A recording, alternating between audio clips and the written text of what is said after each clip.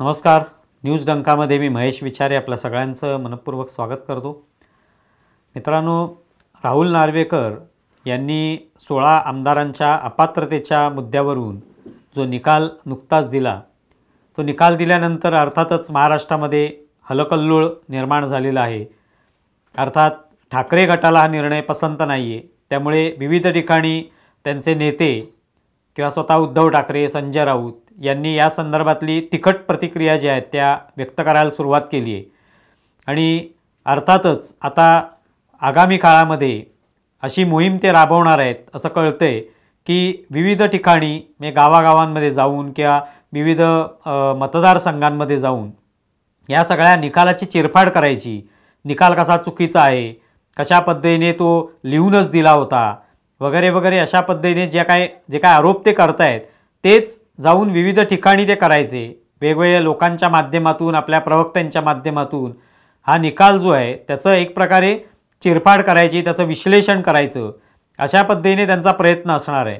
आणि आता एक पत्रकार परिषद घेऊन त्याच्यातसुद्धा या सगळ्या एकंदरीतच प्रक्रियेमध्ये म्हणजे ज्या काय सुनावण्या झाल्या, जे काय कागदपत्र सादर करण्यात आली, जे मुद्दे समोर आलेले आहेत, ज्या मुद्द्यांच्या आधारे निकाल हा एकनाथ शिंदे यांच्या बाजूने लागला, ते सगळे मुद्दे, सगळी कागदपत्र घेऊन पत्रकार परिषद घ्यायची आणि त्या माध्यमातून लोकांना ते सांगायचं की कसा हा निकाल चुकीचा होता, कसा जाणीवपूर्वक दिलेला आहे, कसा दबावातून हा निर्णय दिलेला आहे.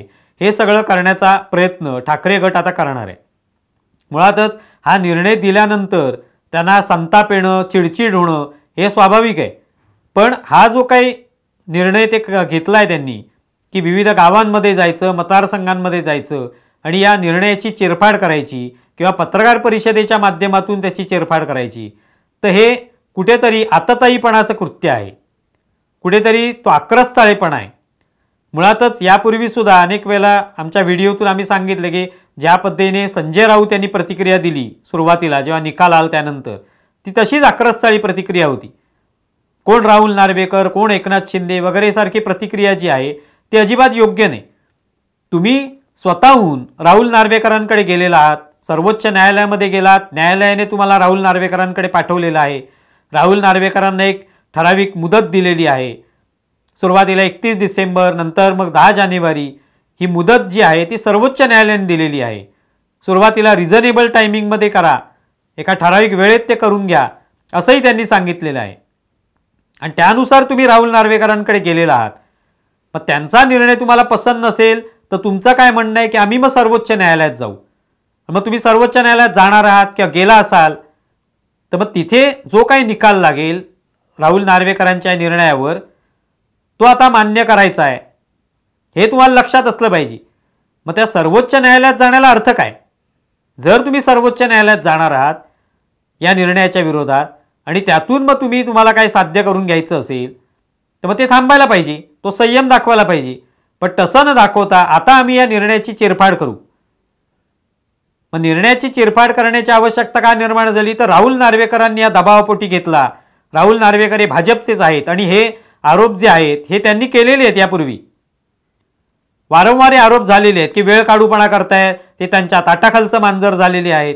मग तुमचा जर विश्वासच नाही आहे त्या व्यक्तीवर तर तिथे जाऊन तुम्ही तुमची बाजू मांडण्याची काय गरज आहे? मग थेट पत्रकार परिषदाच घ्यायच्या होत्या. थेट गावागावामध्ये, मतदारसंघांमध्ये जाऊन आपल्यावर झालेल्या अन्यायाविषयी सांगता आलं असतं. सर्वोच्च न्यायालयात आम्ही गेलेलो आहोत, पण या ठिकाणी असा अन्याय एकनाथ शिंदे यांनी केलेला आहे आमच्यावर, हे तेव्हाही सांगता आलं असतं. त्यासाठी राहुल नार्वेकरांकडे जाऊन इतका काळ सुनावण्या आणि बाकी सगळी कागदपत्र सादर करणं हे सगळं करावं लागलं नसतं. पण आता तुम्हाला निर्णय पसंत नाही म्हणून त्याची चिरफाड करायची. बरं, मग तुमचे वकील, जे कोणी वकील तिथे हे सगळं करत होते, सर्वोच्च न्यायालयात तुमचे वेगळे वकील होते किंवा राहुल नार्वेकरांसमोर ज्या सुनावण्या झाल्या तिथे वेगळे वकील होते, हे सगळे वकील तुमचीच बाजू तर मांडत होते. ते काय एकनाथ शिंदेची बाजू मांडत नव्हते. महेश जेठमलानी जे आहेत ते एकनाथ शिंदेची बाजू मांडत होते. देवदत्त कामत जे आहे ते तुमची बाजू मांडत होते. तुमची बाजू मांडणारे वकील त्यांनी आपापल्या पद्धतीने जी काय कागदपत्र सादर केली, पुरावे सादर केले, त्यांनी कोणाची तरी उलट तपासणी घेतली. महेश जेठमलानींनी सुनील प्रभूंची उलट तपासणी घेतली. कागदपत्र सादर केली गेली, पुरावे सादर केले गेले, जे काही सर्वोच्च न्यायालयाने जे काही मार्गदर्शक तत्व आखली होती त्यानुसार सगळे गोष्टी ज्या आहेत त्या मागवल्या गेल्या. म्हणजे सगळे युक्तिवाद त्यांनी केलेले आहेत, तुमच्या वकिलांनी, त्यांच्याही वकिलांनी केले. आणि मग त्याच्यामध्ये त्या सगळ्या युक्तिवादातून शेवटी निष्कर्ष काढण्यात आला की एकनाथ शिंदे यांचीच शिवसेना आहे, त्यांचे आमदार अपात्र नाहीयेत, तुमचेही आमदार अपात्र नाहीयेत. आता या विरोधात तुम्हाला न्याय पाहिजे तर तुम्ही सर्वोच्च न्यायालयात जाणार आहात. मग मीडिया ट्रायल घेण्याची गरज काय? पण ही वारंवार सवय लागलेली आहे की प्रत्येक गोष्ट ही न्यायालयात जाण्याच्या आधी मीडियासमोर मांडायची, मीडियासमोर आरोप करायचे आणि त्याची दिवसभर चर्चा घडवायची, राजकारण करू द्यायचं त्याच्यातून आणि त्याचा पूर्णपणे विचका करायचा.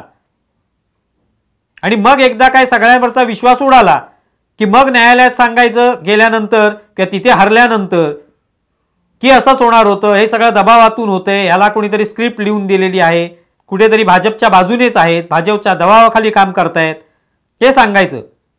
मग एवढं जर तुम्हाला आधीपासून माहिती आहे तर तुम्ही जाऊ नका न्यायालयामध्ये. आज विविध ठिकाणी कुठल्या चॅनलला म्हणा किंवा कुठल्याही मुलाखतींमध्ये या निर्णयाविषयी सांगितलं जाते, अनेक जण त्याच्यावरचे व्हिडिओ बनवत आहेत. आता प्रत्यक्षामध्ये हा जो काय ऑपरेटिव्ह भाग राहुल नार्वेकरांनी सांगितला त्यावेळेला इंग्रजीमध्ये, त्यावरनं लोक लगेच म्हणतात तो मराठीमध्ये पाहिजे होता. मराठीत जरी असता तरी तो कळणं कठीण आहे, कारण कायदेशीर भाषा, वकिलांची भाषा, ही जी काय भाषा आहे ही सर्वसामान्यांना कळणं कठीण असतं. तो काय रोजचं वर्तमानपत्र वाचण्यासारखं नाहीये ते की मी निकाल वाचला, वाचून काय केलं, कळला तर पाहिजे. तो इंग्रजीमध्ये असो किंवा मराठीत असो, तो कळण्यासाठी आपल्याला ती भाषा समजणं, आपल्याला त्याचे पुढचे मागचे संदर्भ माहीत असणं हे आवश्यक असतं. अनिल परब अनेक ठिकाणी मुलाखती देत आहेत आणि तिथे कशा पद्धतीने अन्याय झाला आणि आम्ही काय काय तिथे पुरावे सादर केले होते निवडणूक आयोगाकडे किंवा सर्वोच्च न्यायालयामध्ये राहुल नार्वेकरांकडे, आणि त्याच्याकडे कसं दुर्लक्ष केलं गेलं हे सांगतायत. हे आता सांगण्याची गरज काय आणि उपयोग काय? तुम्हाला पूर्ण संधी होती राहुल नार्वेकरांकडे सगळे आपली बाजू मांडण्याची, तुमचे वकील चांगले चांगले तुम्ही नियुक्त केले होते, ते सगळी बाजू मांडत होते. समोरच्यांचे वकील जे होते ते होते, त्यांच्याशी तुम्ही वाद घालू शकला असतात, युक्तिवादातून तुम्ही जिंकू शकला असतात. पण तुम्ही जे काय सादर केलं त्या आधारेच शेवटी निर्णय होतो. न्यायालयाला काय स्वतःला काय कळतं लगेच त्याच्यातून असं नाहीये. त्यांच्यासमोर जे पुरावे येतात, साक्षी पुरावे येतात, ज्या गोष्टी मांडल्या जातात आणि वकील ज्या पद्धतीने ते अधिक चांगल्या पद्धतीने मांडतो त्यानुसार न्यायालय जे आहे ते न्याय देतं कायद्याच्या चौकटीमध्ये. तर तुम्हीच जे सबमिट केलं नव्हतं, सादर केलं नव्हतं किंवा केलं असेल तर मग ते तुमच्या वकिलांनी मांडलं नाही का योग्य पद्धतीने, सक्षमपणे ते मांडलं गेलं नाही का, असा प्रश्न निर्माण होतो. आणि जर तसं असेल म्हणूनच तुम्ही आज सगळ्या पत्रकारांना मुलाखती देताय आणि सांगताय की हे बघा हे सगळं बघितलं गेलं नाही. मग बघितलं गेलं नसेल तर मग तुम्ही नेमका युक्तिवाद काय केलात त्या ठिकाणी, हा प्रश्न निर्माण होतो. मग सर्वोच्च न्यायालयामध्ये आता तुम्ही जाणार आहात तर तिथे तुम्हाला खात्री आहे का की तुमचे वकील काही करू शकणार नाहीत, म्हणून आधीच पत्रकार परिषदेतून सांगून देऊया आपण की आमच्याकडे अमुक अमुक गोष्टी आहेत पण या बघितल्या जात नाहीत. तेव्हा हे सगळं जे आहे ते मीडिया ट्रायल घेण्याचं तंत्र जे आहे ते हल्लीच्या काळामध्ये दिसून येतं. कारण काय, आता न्यायालयामध्ये जाऊन आपण हरू, आपल्याकडे काही नाहीये हा कदाचित विश्वास असावा म्हणून न्यायालयात जायचं नाही, किंवा जायचं तर मग तिथे हरणार आहोत म्हणून आधीच मीडियामध्ये बोंबाबोंब करायला सुरुवात करायची की हे कसे त्या ठिकाणी कोणाला ते दबावाखाली आहेत, कोणाला फेवर करतायत. एकनाथ शिंदे आणि राहुल नार्वेकर यांची जी भेट झाली त्याचा विनाकारण त्या ठिकाणी बबरा करण्यात आला, काहीच गरज नव्हती त्याची. त्यासाठी पुन्हा कोर्टात गेलेली आहेत. राहुल नार्वेकर एकनाथ शिंदे कुठे भेटू शकत नाहीत का? भेटू शकतात, फोनवर बोलू शकतात, व्हिडिओ कॉल लावून बोलू शकतात, करायचंच असेल काही तर. पण त्याचा बाऊ करण्यात आला एवढा की जणू काही त्यामुळेच आपल्याला अन्याय झालाय. मग हे सगळं कशासाठी होतं तर मीडिया समोर याचा कुठेतरी हा विषय चघळला जाईल आणि त्यातून या सगळ्या निर्णयाचा विचका होईल आणि आपल्यावर कसा अन्याय झाला यातून हे दाखवण्याचा एक प्रयत्न होता तो. मग नंतर म्हणायचं की बघा आम्ही म्हटलं होतं ना एकनाथ शिंदे आणि भेटले म्हणजेच आमचा अन्याय होणार. कारण यांना माहिती आहे की आपला अन्याय होणार आहे त्यांच्या भाषेमध्ये, म्हणजे आपल्या विरोधात निकाल लागणार आहे हे माहिती होतं. मग त्याला काय निमित्त घ्यायचं, तर ही भेट झाली सांगायचं. आताही सर्वोच्च न्यायालयामध्ये गेले की विलंब होणार आहे त्यांना माहिती आहे. निवडणुकीच्या आधी काही निकाल लागत नाही का, त्याला बऱ्याच तारखा पडतील, आणखी कदाचित राहुल नार्वेकरांना बोलवलं जाईल, त्यांची बाजू ऐकली जाईल, ह्या सगळ्याला बराच वेळ लागणार आहे. तो काय 2-3 महिन्यातलं काम नाहीये ते. मग आता होणार नाहीये माहिती आहे, मग आता काय करायचं, मीडिया ट्रायल घ्यायची की हे अमुक अमुक झालं. बरं, प्रत्यक्षामध्ये मुलाखती जेव्हा दिल्या जातात तर त्याच्यातल्या जे कोणी पत्रकार विचारत असतात त्यांनाही या पूर्ण निकालाची माहिती नसते. त्यांनी काय पूर्ण निकाल अगदी वाचलेला आहे आणि त्यांना सगळी वकिली भाषा कळते अशातलाही भाग नसतो. त्यांना जे काही वरवरचे प्रश्न माहिती असतात ते विचारतात.